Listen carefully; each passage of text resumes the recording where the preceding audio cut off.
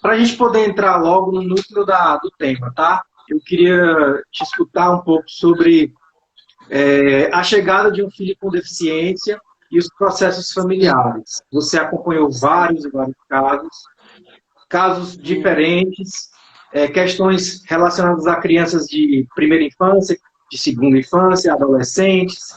Enfim, você tem um leque enorme de experiência com esses processos familiares, com famílias que têm filhos com deficiência.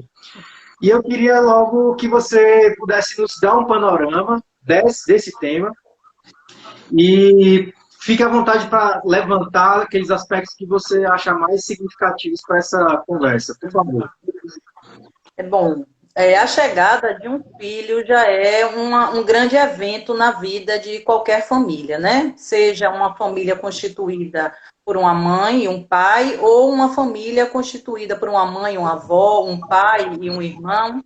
Mas quando chega um filho com deficiência, existem algumas peculiaridades que a gente precisa levar em conta. Por quê? Porque quando esse filho é desejado, é esperado, é um filho sonhado, ele vem com uma grande expectativa, né? Então você está gerando aquele filho, você faz planos, meu filho vai parecer com o pai, com o irmão, vai jogar bola, vai ser cantor.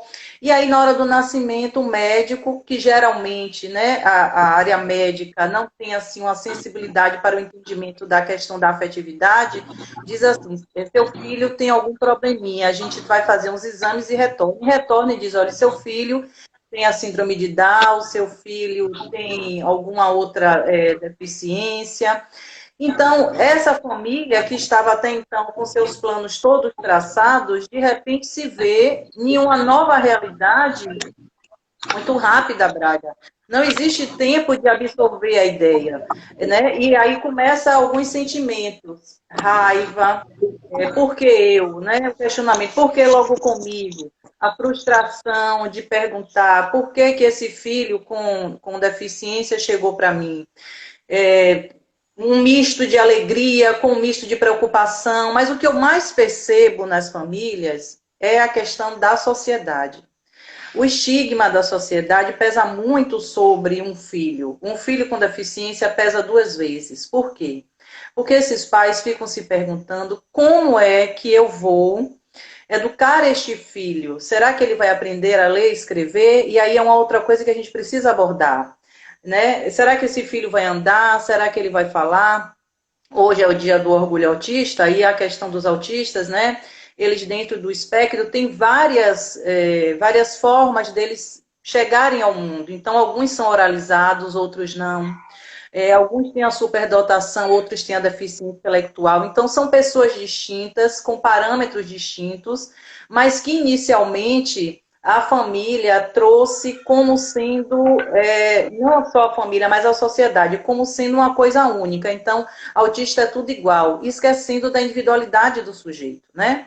Então, esses sentimentos que geralmente passa pela negação primeiro. O que é a negação? Então, algumas famílias recebem a notícia e acreditam que há um erro no diagnóstico médico e vão investigar em outros médicos, né? Depois que passa a negação, elas começam a buscar as informações.